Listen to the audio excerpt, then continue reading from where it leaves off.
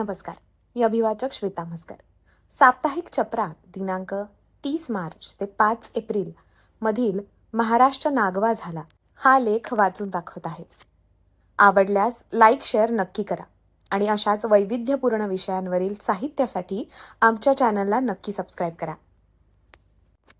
देवेंद्र फडणवीस जेव्हा महाराष्ट्राचे पहिल्यांदा मुख्यमंत्री झाले त्यावेळी त्यांनी राज्यसत्तेपेक्षा धर्मसत्ता महत्वाची अशा आशयाचे एक विधान केले होते. त्यावरून बरेच वादळ निर्माण झाले होते. आता अशोक खरात याच्यासारख्या एका भोंदूचे कारनामे पुढे आल्यानंतर त्याच्या मुसक्या आवळल्याचेही श्रेय हेच फडणवीस आपल्याकडे घेत आहेत. एकीकडे पुरोगामी महाराष्ट्र अशी संकल्पना सातत्याने मांडत असताना दुसरीकडे सर्वाधिक अंधश्रद्धाही आपल्याच राज्यात पोसल्या जात आहेत. मनाने खचलेले, कोणत्या ना कोणत्या संकटात सापडलेले, क्षमतेपेक्षा खूप काही मिळवण्याच्या हव्यासात असलेले, भीतीच्या सावटाखाली असलेले, व्यसनाच्या आहारी गेलेले अनेक जण अशा बुवाबाबांच्या फसवणुकीला बळी पडतात. त्यातून आजचा महाराष्ट्र शब्दशः नागवा झाला आहे. अशोक खरातचे उघड झालेले आणि होत असलेले कारनामे पाहता हे इथल्या चळवळीचेही धडधडीत अपयश आहे हे मान्य करावे लागेल. खरात पाठोपाठ चर्चेत असलेले नरहरी झिरवळ प्रकरण, वसईचा स्वयंघोषित धर्मगुरू ऋषिकेश वैद्य याने मी तुझा शंकर तू माझी पार्वती म्हणत पुण्यातील एका 35 वर्षीय महिलेवर केलेले अत्याचार ही प्रकरणे कशाचे द्योतक म्हणावीत. खरातच्या एका पाठोपाठ एक ज्या चित्रफिती समाज माध्यमावर येत होत्या त्यानंतर यातील पीडित महिलांच्या चारित्र्यावरही अनेकांनी प्रश्नचिन्ह निर्माण केले. त्यात काही अधिकारी, एक खासदार, आमदाराची बायको अशा अनेक जणी असल्याने या सर्वांना त्याने कसे संमोहित केले याबद्दल चर्चा सुरू झाली.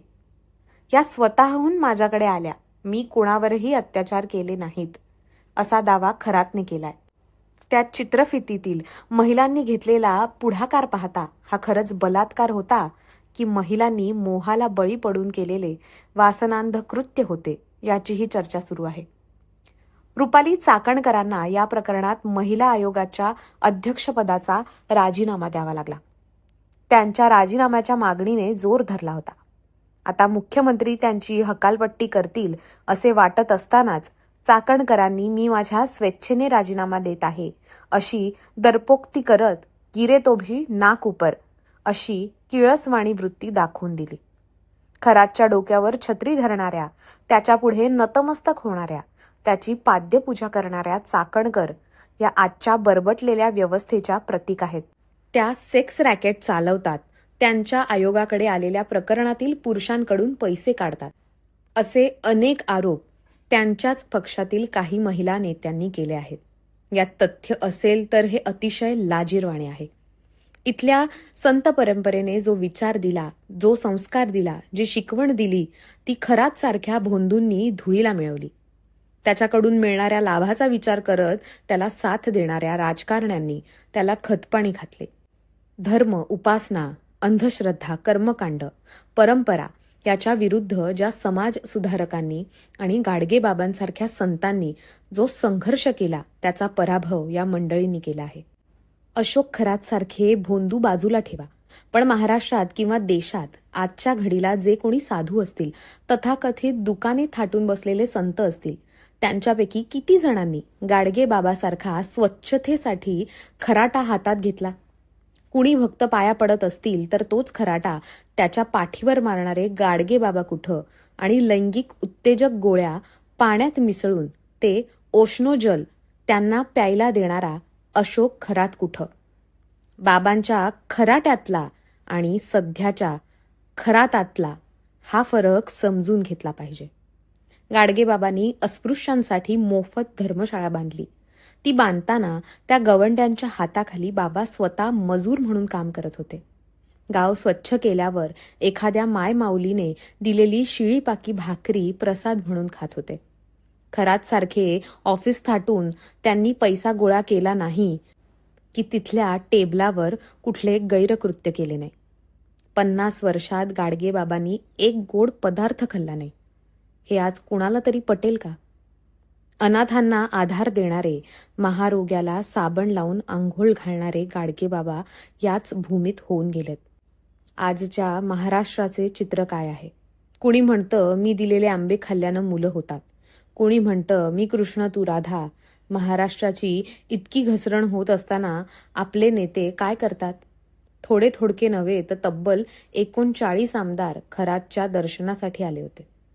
महाराष्ट्राचा शिक्षण मंत्री राहिलेला दीपक केसरकर सारखा ज्येष्ठ आमदार याचे निर्लज्ज समर्थन करताना काय म्हणतो? जर खरातकडे 39 आमदार गेले होते तर मग माझेच नाव का घेता?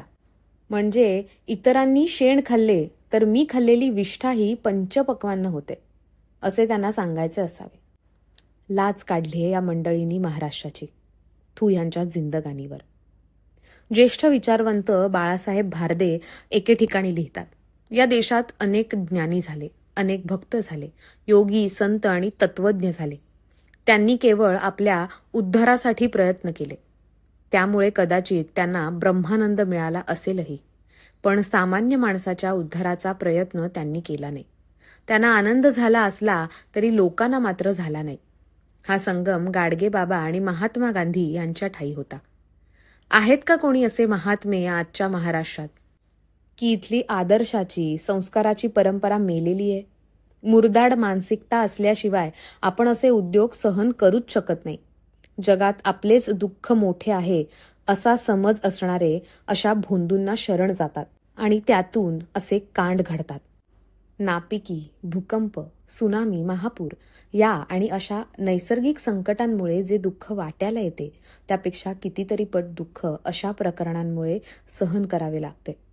आपली कोणी आर्थिक फसवणूक केली तर ती भरून काढता येते, पण आपली भावनिक फसवणूक झाली तर त्या वेदना चिरकाल टिकतात. आज एक अशोक खरात सापडलाय. समाजात असे किती खरात जागोजागी असतील. त्यांच्या नादी लागून आपण आपलेच नुकसान करून घेत नाही तर इथल्या मातीचा आदर्श, इतिहासही आपल्याच हाताने पुसून टाकतोय. त्याचे पापक्षालन कोणत्याही परिस्थितीत करता येणार नाही. शिष्यत्व स्वीकारण्यापूर्वी आपल्या गुरूंचीही परीक्षा घेणाऱ्या युगपुरुष स्वामी विवेकानंदांचे आपण उदाहरण सांगतो. महिलांवर अत्याचार करणाऱ्यांचा चौरंगा करणाऱ्या छत्रपती शिवाजी महाराजांचा आदर्श डोळ्यासमोर ठेवतो आणि दुसरीकडे अशोक खरात सारख्या भोंदूंच्या फसवणुकीला बळी पडतो. त्याला पाठीशी घालणाऱ्या राजकारण्यांना मोठ्या मनाने स्वीकारतो. ही आपण स्वतःशीच केलेली प्रतारणा आहे. या सगळ्यांपासून आपल्याला जाणीवपूर्वक दूर राहता आलं पाहिजे.